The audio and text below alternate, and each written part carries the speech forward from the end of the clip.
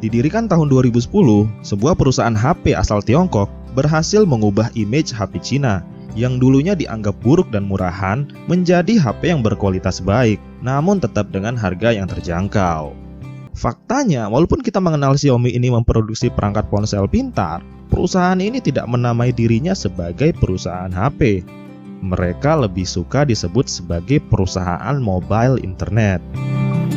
Kalau kita lihat, bisnis Xiaomi terbagi menjadi 3 bagian, yaitu 70% bisnis perangkat ponsel atau HP tadi, 20% perangkat keras lain seperti power bank, TV, kamera, dan lain-lain, dan 10%-nya adalah bisnis internet.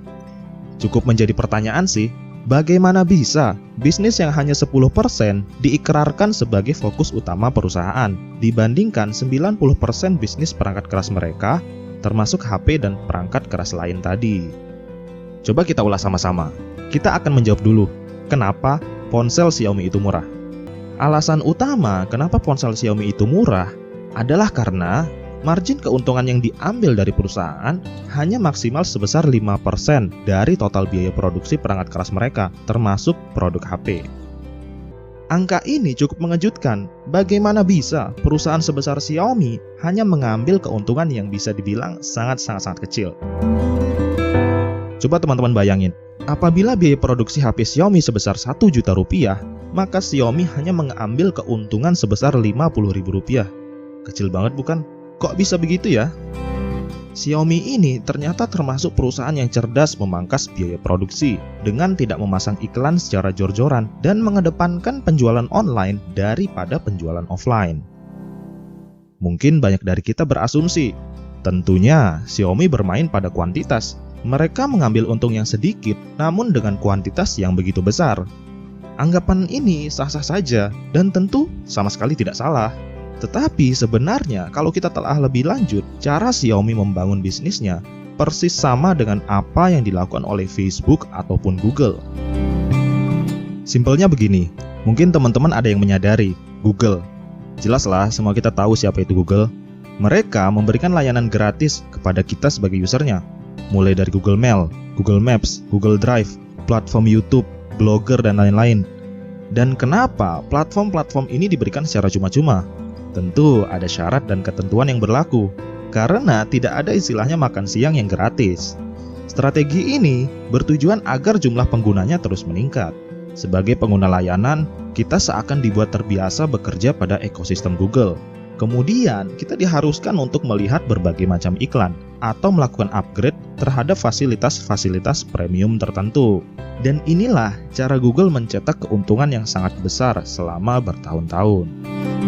Jadi, kalau teman-teman sadar, Xiaomi ini seakan memberikan secara cuma-cuma perangkat HP-nya. Nih, kalian pakai, kalian gunakan. Bagus kok, berkualitas, awet.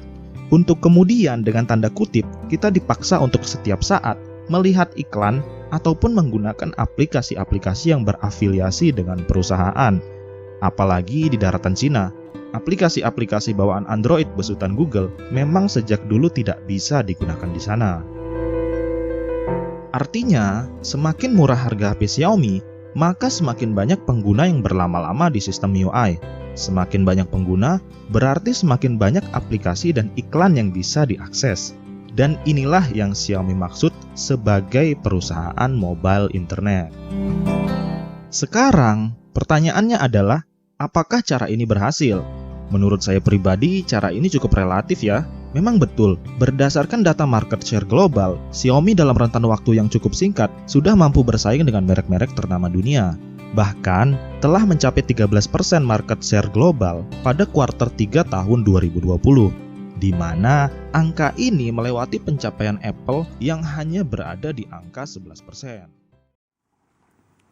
Jadi untuk yang suka pamer karena pakai ponsel Apple, jangan bangga dulu. Kita akan lihat dari penjualan jelas tadi ya, sudah saya sampaikan di slide sebelumnya. Lalu berikutnya dari market share di seluruh dunia, ini juga Apple juga sudah kalah dari Xiaomi. Apple ini kalau kita lihat hanya 11% di kuartal 3 2020, sedangkan Xiaomi ini sudah 13%. Padahal kalau kita lihat di tahun lalu periode yang sama Xiaomi ini baru 8% saja menguasai pasar global. Tapi kuartal 3 tahun ini melonjaknya ini sampai 5% begitu ya. Sedangkan Apple yang tadinya 12% malah turun jadi 11% di tahun ini. Kemudian kalau kita lihat dari pertumbuhannya ini Xiaomi jelas positif sekali. Secara year on year bertumbuhnya hingga 46% dan secara kuartalan malahan pesat sekali hingga 75%. Sedangkan Apple secara year on year memang minus 7% begitu ya.